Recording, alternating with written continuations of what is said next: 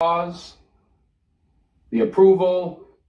It would mean facing the truth he buried beneath years of swagger and silence. He's a gay man, but he don't believe it, not because he can't see it, but because he won't let himself, because the world told him he couldn't be strong and soft. It told him he had to choose manhood or truth. And so he chose armor. He chose performance. He chose the lie. Now he's trapped in it. He walks around like he's better than everyone, but inside, he ain't better than nobody.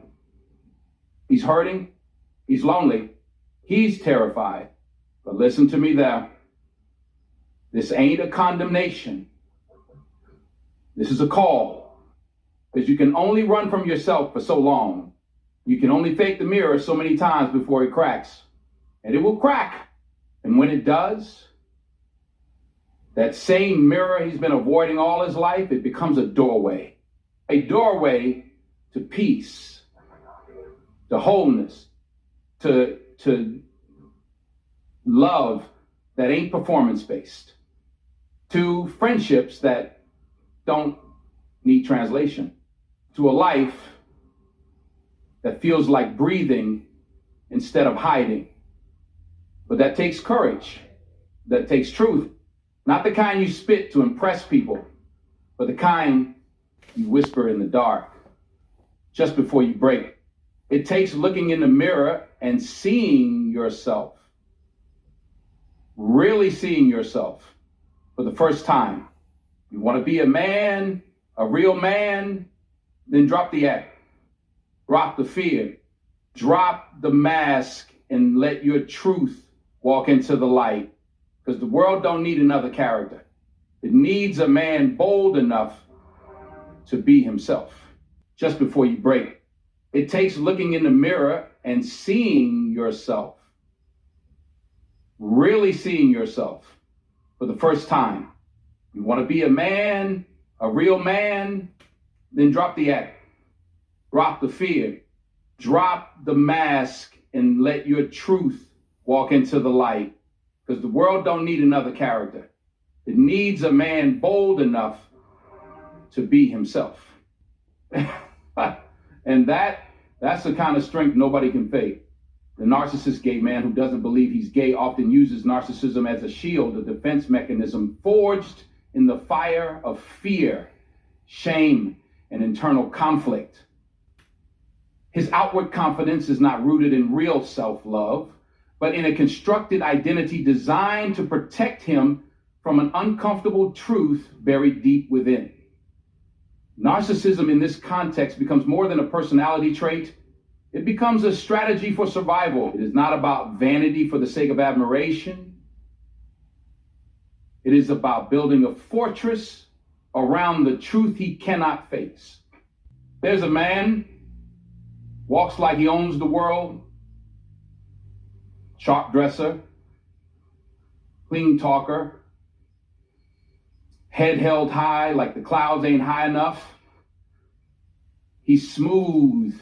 Oh, he's smooth like jazz on a Friday night. And if you ask him who he is, he'll give you a name, a title, a reputation. He'll give you the brand, not the man. But you look a little closer, something ain't right. He talks a lot about who he ain't. He laughs a little too loud when the subject hits close. He brags about all the women he's conquered, but his eyes don't shine when he says their name. You know what I'm talking about. See, this man,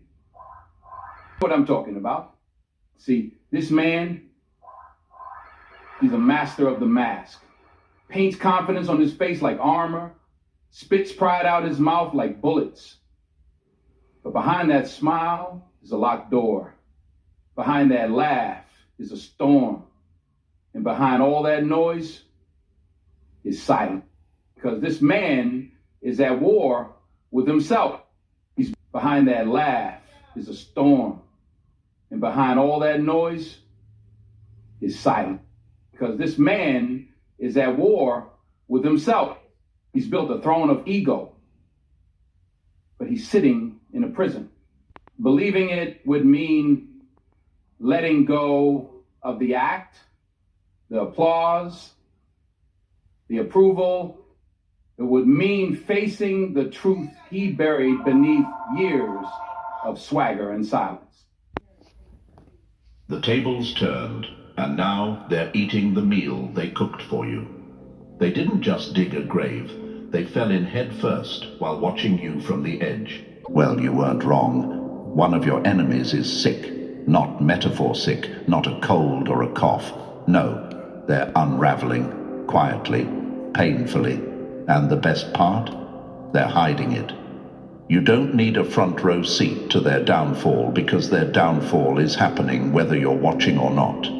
And before you start to wonder, is this wrong to feel? Let me stop you right there. This isn't about revenge. This is about reality.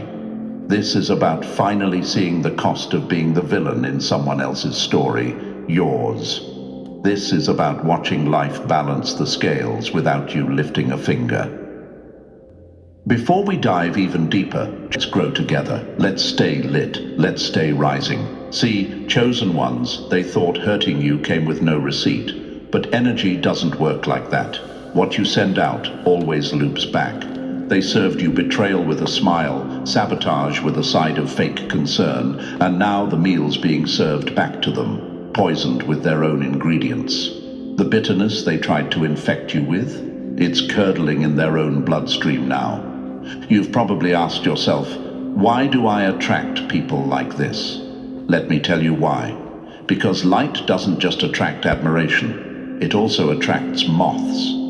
Your power makes people curious, jealous, unsettled. Your peace threatens the chaos they worship. Your power makes people curious,